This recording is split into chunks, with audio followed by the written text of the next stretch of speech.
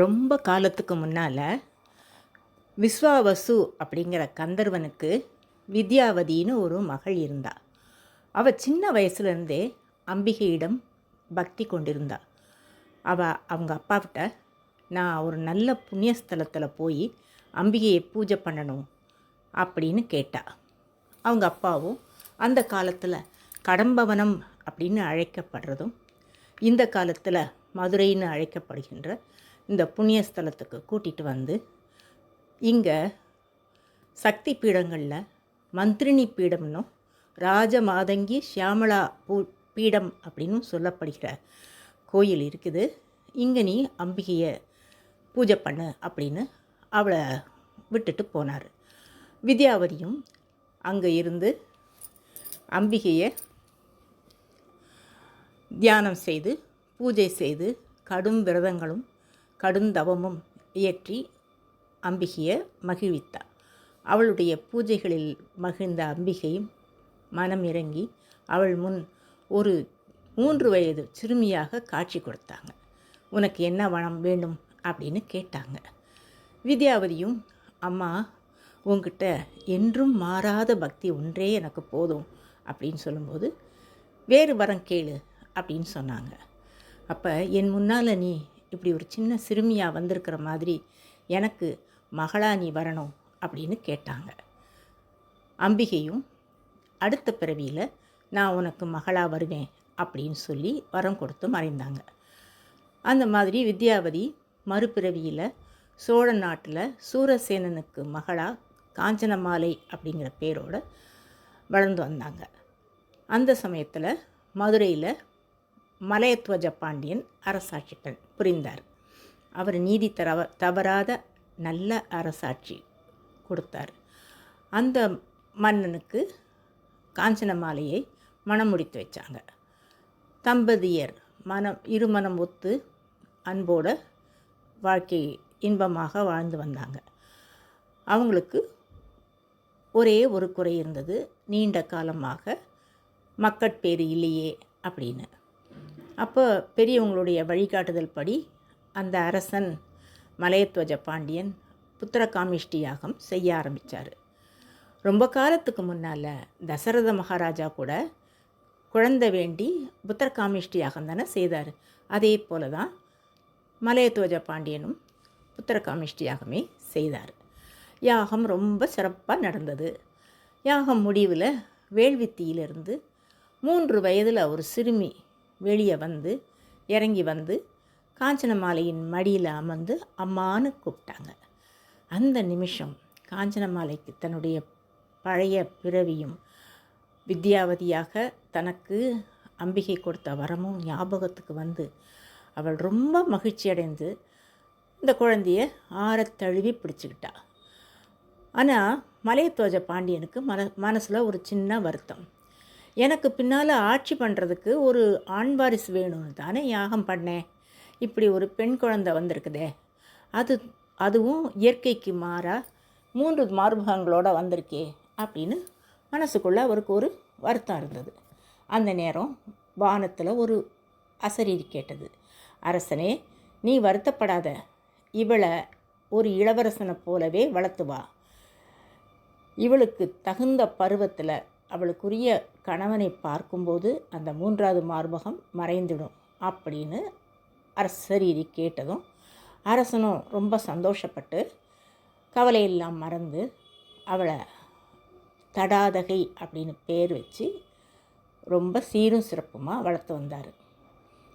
தடாதகையும் தன்னுடைய மடலை மொழியாலையும் அன்பாலையும் இனிய சொற்களாலையும் தாய் தகப்பனையும் சுற்றாரையும் உற்றாரையும் ரொம்ப சந்தோஷப்படுத்தி நாளொரு மேனியும் பொழுதொரு வண்ணமுமாக வளர்ந்து வந்தாங்க.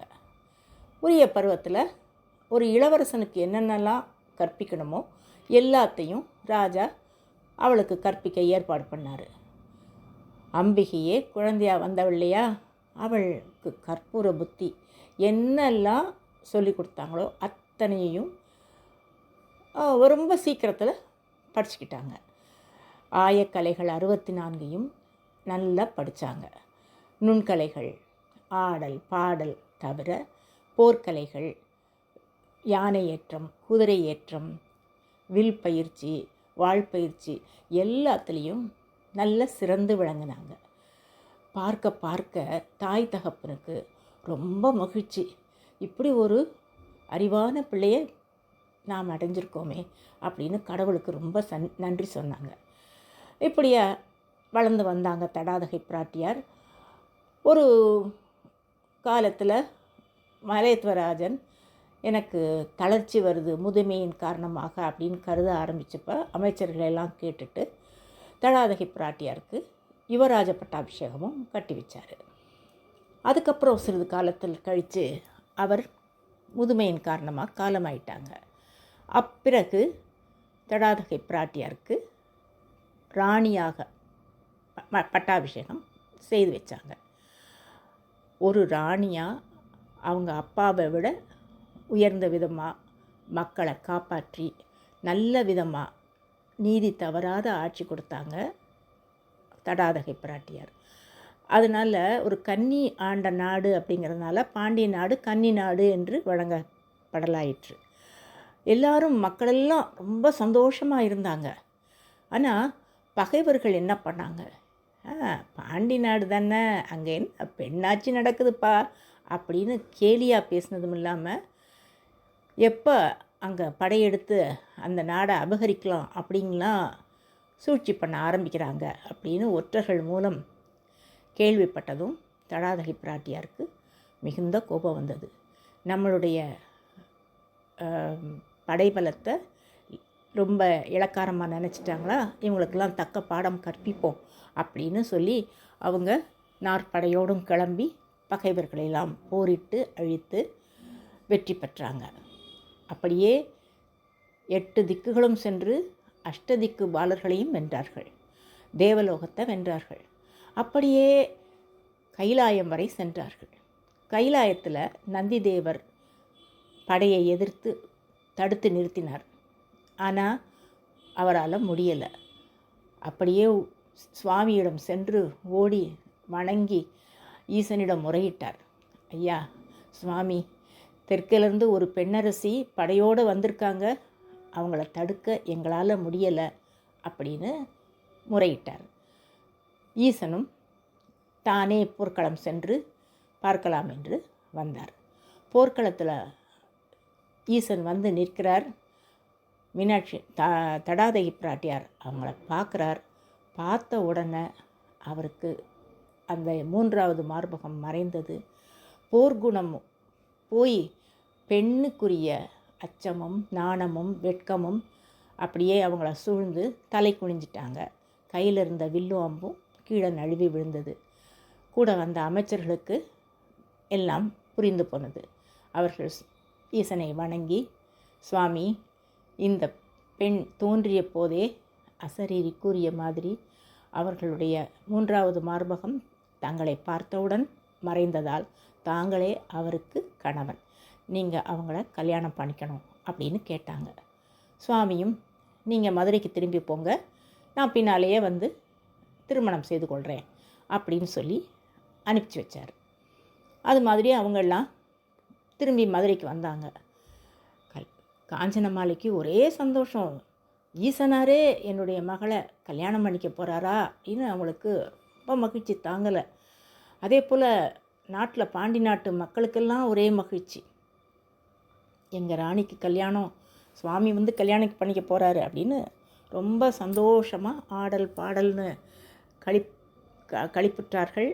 அவங்க தோரணங்கள், மாலைகள் எல்லாம் கோலங்கள் எல்லாம் போட்டு நகரத்தை அலங்காரம் பண்ணாங்க.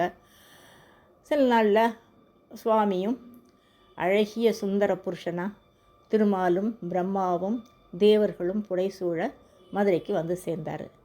முறைப்படி அவருக்கும் தடாதகை பிராட்டியாருக்கும் திருமணம் ஆயிற்று.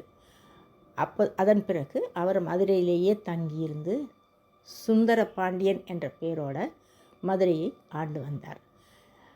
தடாதகை பிராட்டியார் மதுரையை ஆண்ட காலத்தில் ஒரு மீன் தன் பார்வையாலேயே குஞ்சுகளை போஷிக்கிறது மாதிரி தன் கண்களை மூடாமல் தன் மக்களை பாதுகாப்பு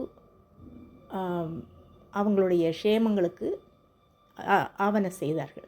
அதனால் அது மட்டும் இல்லை, அவங்களுடைய கண்கள் நீண்டு அழகாக மீன் போல இருந்தது. இந்த காரணத்தினால அவங்கள மக்கள் மீனாட்சி அங்கையர் கண்ணி அப்படின்னு கூப்பிட்டாங்க. அந்த பேரே அவங்களுக்கு நிலச்சிருச்சு. அதே போல் அந்த கோயில்லையும் ஷியாமலா தேவி என்றிருந்த பேர் மாறி மீனாட்சி அம்மன் அப்படிங்கிற பேரே நிலைத்து விட்டது. இன்றைக்கும் ஊர் உலகம் முழுக்க மதுரை என்றாலே மீனாட்சி அம்மன் கோயில் தானே முதல்ல எல்லாருக்கும் ஞாபகம் வரும்.